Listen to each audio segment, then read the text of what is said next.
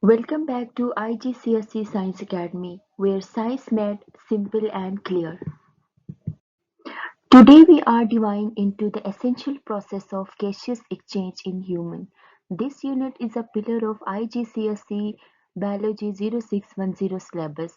We won't just look at how we breathe, but rather how our bodies have evolved incredibly specialized surfaces to ensure oxygen gets in and carbon dioxide gets out as efficiently as possible. By end of this session, we will cover the anatomy of the breathing system, the unique structure of alveoli, and some high-yield exam tips to help you tackle those extended trial questions. Let's get started. Here are the learning objectives.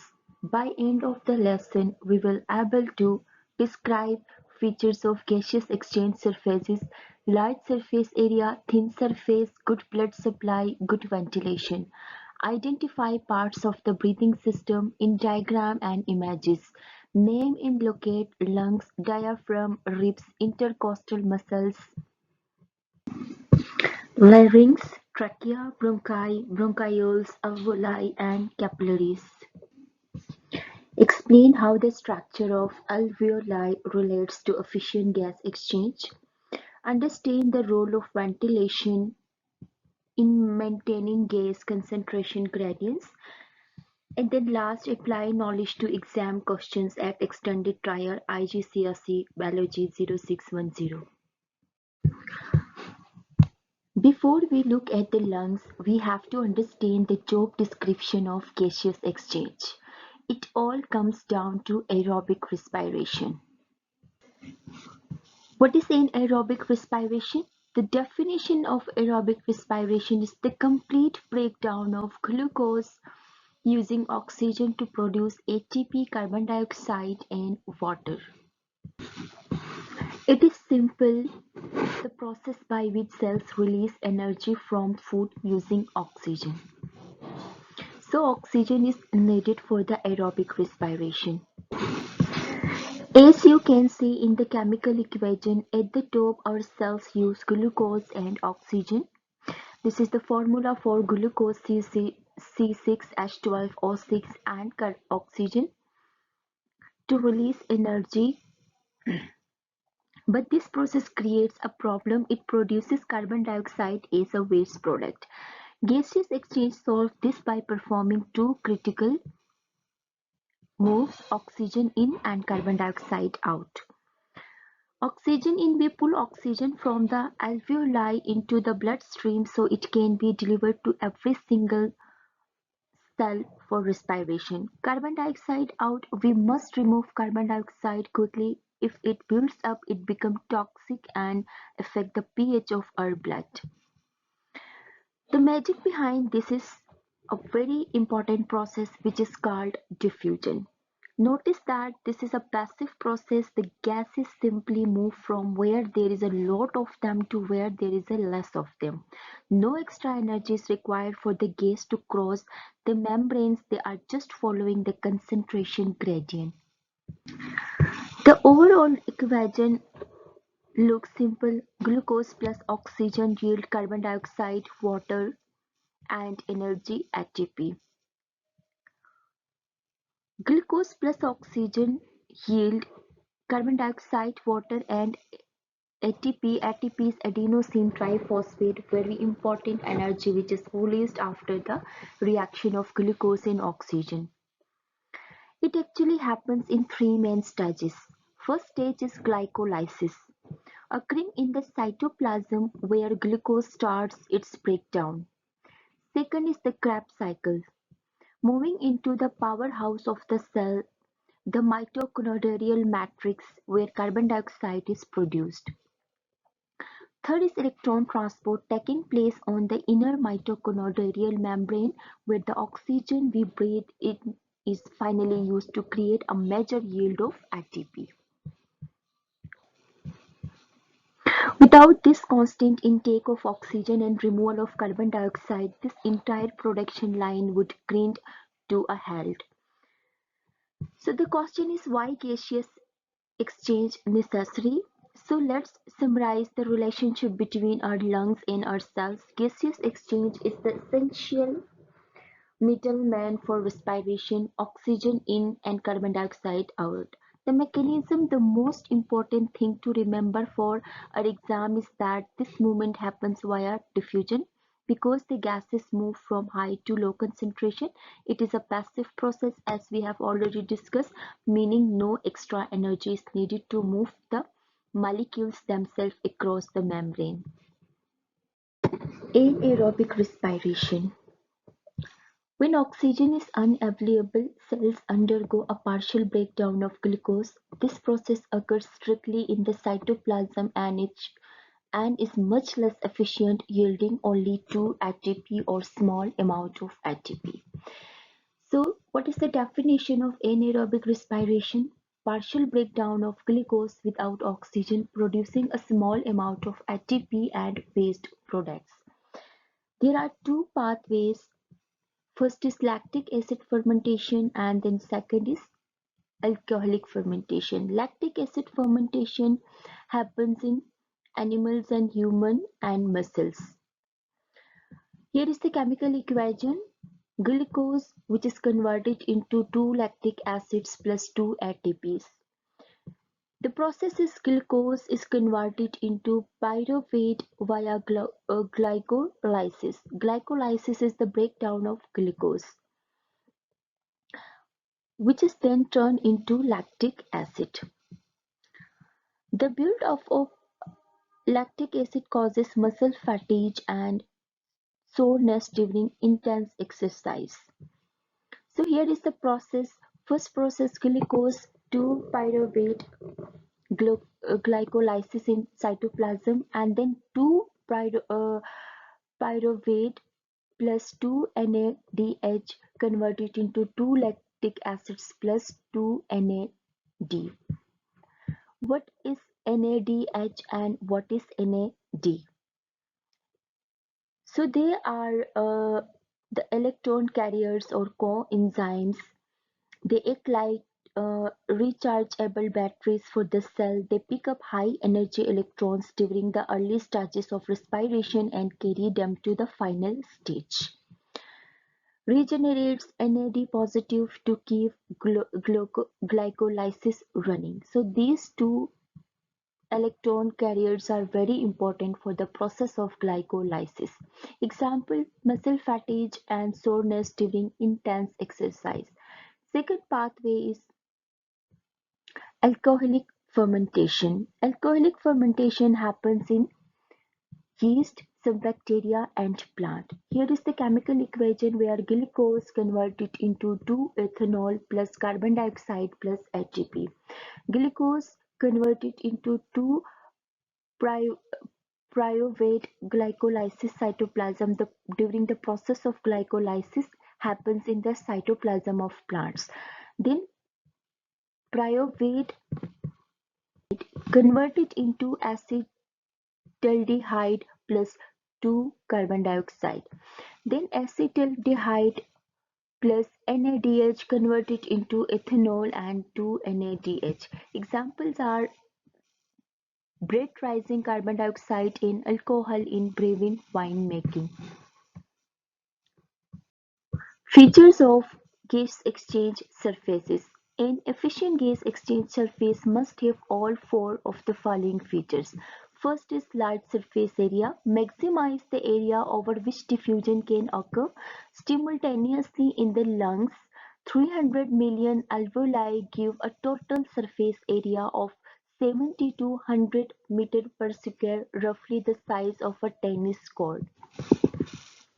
The mechanism, the more dot surface area available, the more gas molecules can pass through at the exact same time. Human adaptation. Instead of two giant empty balloons, our lungs are filled with 300 million alveoli. The result, this creates a massive area up to 100 meter per square for gas molecules to separate out and cross into the blood simultaneously. Second is thin surface, short diffusion distance. A short diffusion pathway increases the rate of diffusion which is explained in Fick's law. Alveolar walls are only one cell thick squamous epithelium allowing very rapid gas movement. The mechanism is diffusion is slow over long distance. To separate it up, the barrier must be as thin as possible. The walls of the alveoli and the surrounding capillaries are each only one cell thick. Gases only have to travel across two tiny cells to get from the air to the blood. Second is good blood supply. A rich capillary network constantly removes oxygen and delivers carbon dioxide, maintaining steep concentration gradient. Blood from the heart via pulmonary artery reaches every alveolus. Diffusion only happens if there is a concentration gradient, a difference in the amount of gas on either sides. A dense network of capillaries constantly brings stale blood, high concentration to carbon dioxide and low concentration in oxygen to the lungs. As soon as oxygen enters the blood, it is swept away by the heartbeat, ensuring the oxygen level in the blood near the alveoli stays low as more oxygen keep diffusing it. Good ventilation. Breathing movements constantly renew the air in the lungs, maintaining high oxygen and low carbon dioxide concentration in alveoli, keeping concentration gradients steep. If you didn't breathe, the air inside your lungs would eventually run out of oxygen and fill up with carbon dioxide gas, stopping diffusion. The physical act of breathing, inhaling and exhaling constantly replaces the air inside the alveoli. This maintains a high concentration of oxygen and low concentration of carbon dioxide in the lungs all times, keeping the slope of the concentration gradient steep. So in simple, large surface area, more space for molecules to cross. Thin walls, shorter distance for gases to travel. Blood supply, maintenance of concentration gradient. Ventilation, keep oxygen high and carbon dioxide low in lungs. This slide explores the mathematical relationship that explains why the physical features of our lungs are so effective. Fick's law rate of diffusion. Fick's law describes the factors that determine the rate of diffusion, essentially how fast oxygen can get into your blood and how fast carbon dioxide can get out. Understanding Fick's law, the slide presents the law as a proportional relationship. Rate of diffusion is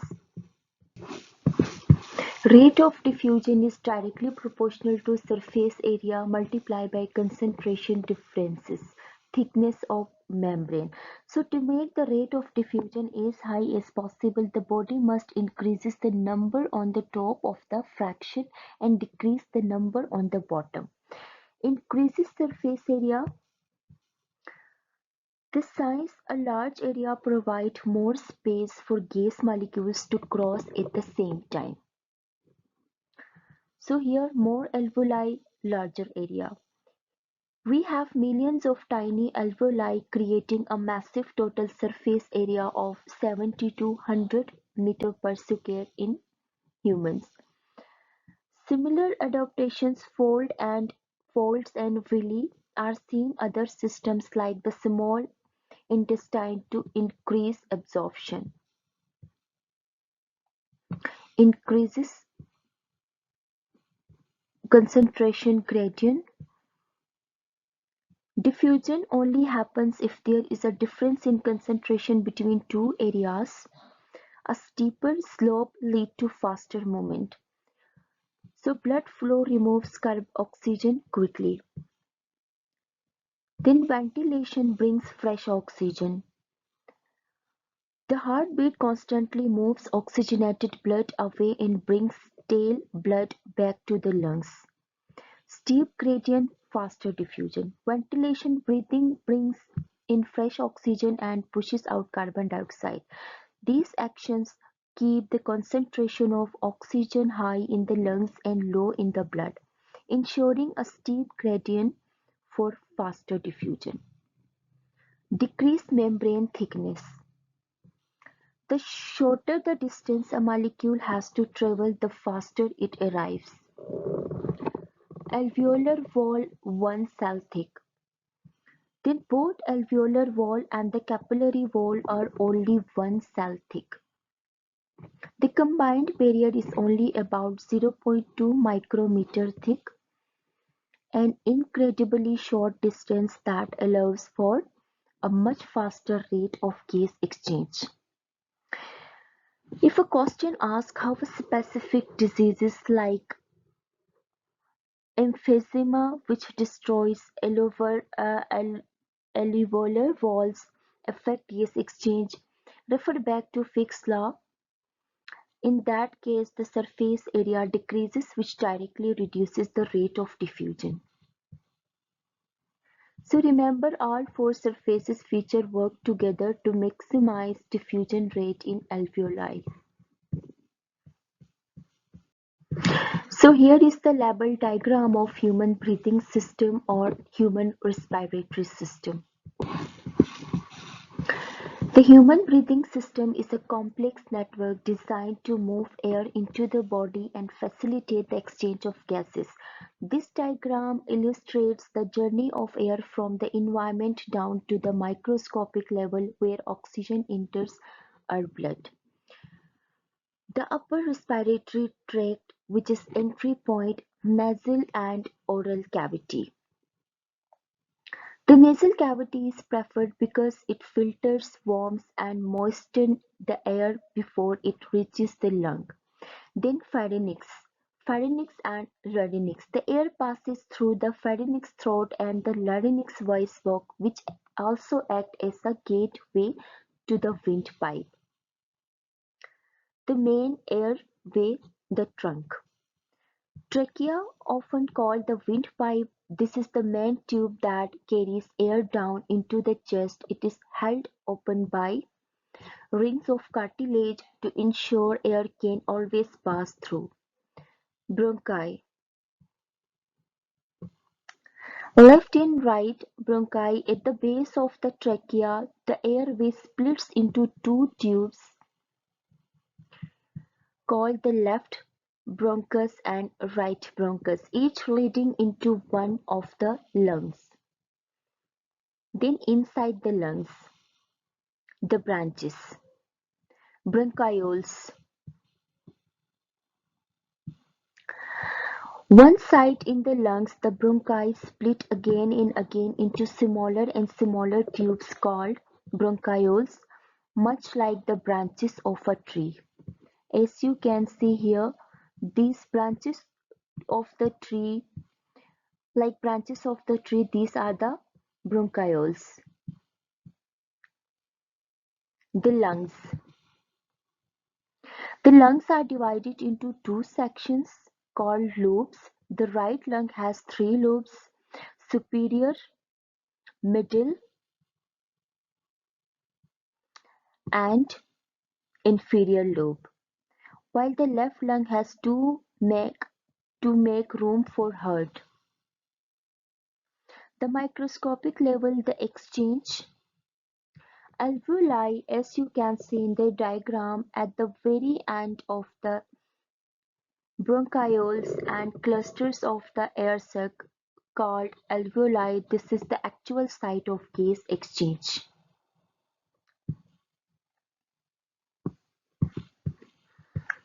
Capillary network. Every alveolus is wrapped in a dense web tiny blood vessels called capillaries. Pulmonary vessels. The pulmonary artery brings stale blood low in oxygen from the heart to the lungs.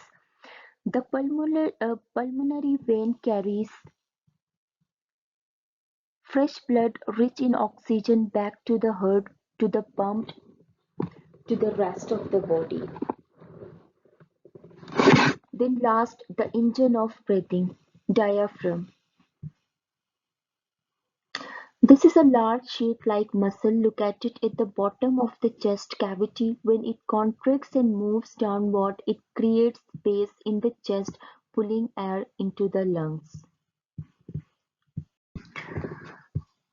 Parts of the breathing system, structure and function. Larynx, which is also called voice box, contains vocal cord, connects pharynx to trachea, cartilage prevent collapse, entry to airway, bronchi. Two main branches, left and right bronchus, leading to each lung also have cartilage support, singular bronchus and plural bronchi. Alveoli, microscopic air sacs at the end of bronchioles, very thin wall, 1 cell thick surface for gas exchange.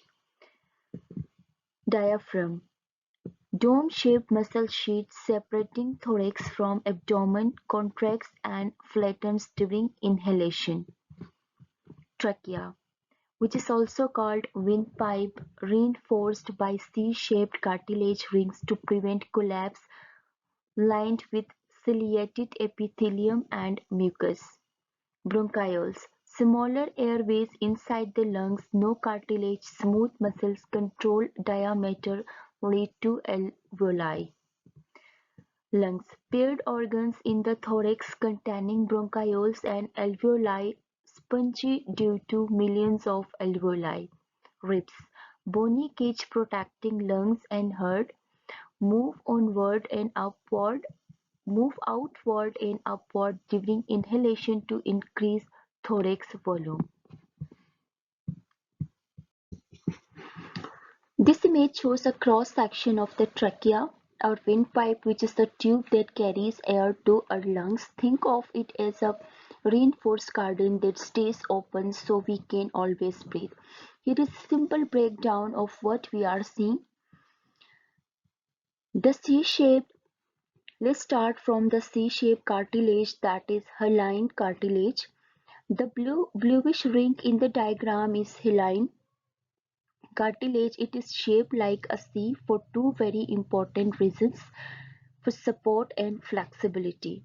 The hard cartilage prevents our windpipe from collapsing when we breathe in. Flexibility, the C shape is open at the back, the posterior side. This is where the esophagus, our food pipe, sits. When we swallow a big bite of food, the open part of the C allows the esophagus to expand into the trachea space so the food can pass easily. Then trachealis muscles. This is the bridge that closes the back of the C. It's a muscle that can contract to make the trachea smaller, which helps us cough more forcefully to clear out irritants. Then the third, the layer of the wall from inside to outside. That is mucosa. If we were a tiny particle of air inside the lumen, the hollow center of the trachea, these are the layer we would see. The first layer, that is mucosa, the innermost lining, it has tiny hair called cilia and sticky mucus. Ciliated and pseudo-certified columnar epithelium. This works like a conveyor belt to trap dust and germs and move them toward our throat so we can swallow or cough them out. Then submucosa, a layer of connective tissue containing seromucous glands. These glands produce the moisture and mucus keep our airway from dry out. Adventitia, the outermost packaging layer that anchors the trachea to the other structure in our neck and chest. Why the microscopic view on the left matters. The pink-purple image is a histology slide, layer tissue under a microscope. It shows how thick the cartilage is compared to thin, delicate lining of the mucosa. It provides that the trachea is built for both protection the thick cartilage and cleaning the thin hairy linings. Lumen of trachea. The lumen of trachea is simply the open space inside our windpipe. It's the hollow tube through which air flows when we breathe. If the trachea is a pipe, the lumen is the empty space inside that pipe. It's the airway passage that connects our throat larynx to our lungs bronchi. This slide explains the alveolus, which is a tiny air sac in our lungs where gas exchange happens. It highlights how the structure of the lung is perfectly designed to swap carbon dioxide for oxygen as efficiently as possible. So the main process is the gas exchange. The diagram shows a simple trade-off between the air sac and the blood vessel capillaries wrapped around it. Oxygen. Fresh air brings high levels of oxygen into the alveolus because there is a more oxygen in the air than in the blood. It naturally diffuses into the blood. Carbon dioxide. The blood arriving from the body has high level of carbon dioxide, a waste product. It moves from the blood into the alveolus so we can breathe it out. Why it works so well? Adaptations. The slide lists 4 specific features that make this exchange fast and easy. Thin walls that short distance. Both the alveolar wall and capillary wall are only 1 cell thick. This creates a very short walk for the gas molecules to travel. Moisture. There is a thin layer of moisture on the inside of the alveolus. This is crucial because gases need to dissolve in liquid before they can pass through the cell membrane. Large blood supply. The constant flow of blood ensures that fresh blood, low in oxygen, is always arriving, maintaining a steep concentration gradient. Ventilation. By breathing in and out, we constantly refresh the air in the sacs, keeping oxygen level high and carbon dioxide levels low inside the lungs. So, in simple, one cell thick walls minimize the distance gases must travel. Ventilation keeps a high concentration of oxygen in the sac. Blood supply moves oxygenated blood away quickly to keep the trade moving. Moist lining allows gases to dissolve and diffuse easily. Breathing movements, inhalation and exhalation. Inhalation. The meaning of inhalation is breathing in. What happens during the inhalation? Diaphragm contracts and flattens. External intercostal muscles contract. What are the external intercostal muscles? External intercostal muscles are the muscles of inhalation. They are located between our ribs and play a primary role in helping breathe in. Then third, ribs move upward and outward. Volume of thorax increases, pressure in lungs decreases. Atmospheric pressure greater than lung pressure. Air rushes in through trachea. Exhalation. Exhalation means breathing out. The process is diaphragm relaxes, domes upward. External intercostal muscles relax, rib move downward and inward. Volume of thorax decreases, pressure in lungs increases, lung pressure greater than atmosphere. Air is pushed out. So this is the process of inhalation and exhalation. Ventilation maintaining concentration gradient. This provided slide details how breathing ventilation maintains the necessary concentration gradients for gas exchange by comparing the composition of inhaled and exhaled air. Gas composition comparison. The table breaks down the percentage of gases at different stages of breathing process.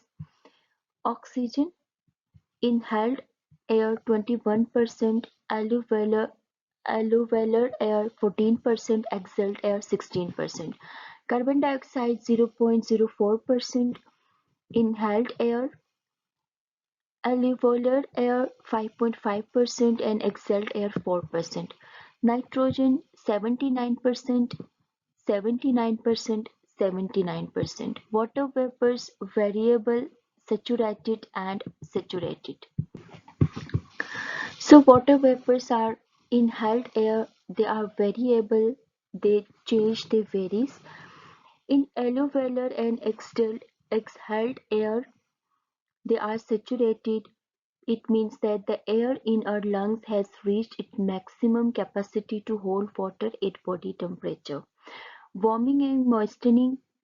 When we breathe air in through our nose and trachea, our body warms it and adds moisture.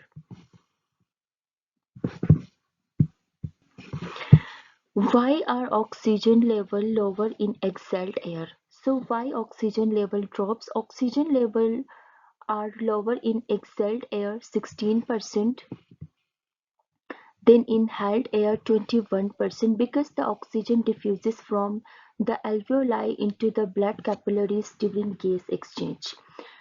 Why carbon dioxide level higher in exhaled air? Carbon dioxide levels are much higher in exhaled air, that is 4%, compared to inhaled air, that is 0.04%, because carbon dioxide produced during respiration diffuses from the blood into the alveoli to be breathed out. The role of ventilation. Role of ventilation in diffusion. Breathing is essential because it constantly replaces old alveolar air. This keeps oxygen level high and carbon dioxide level low. Maintaining the steep concentration gradient required for rapid diffusion according to Fick's law.